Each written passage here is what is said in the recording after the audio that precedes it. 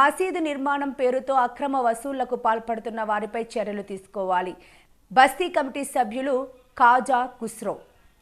వరంగల్ జిల్లాలోని రంగపేట పాత central jail ఎదురుగా మసీదు నిర్మాణం పేరుతో 2016 నుంచి అక్రమ వసూళ్లకు పాల్పడుతున్న పాత కమిటీ సభ్యులు మసీం సిద్దికి, ఇస్మాయిల్, షుభానీ, అత్తర్, అబ్దుల్ అలీం, షాద్ ఖానీపై ట్రస్ట్ బోర్డు ప్రభుత్వం కఠినమైన చర్యలు తీసుకోవాలని బస్తీ కమిటీ సభ్యులు కాజా ఖుస్రో డిమాండ్ చేశారు.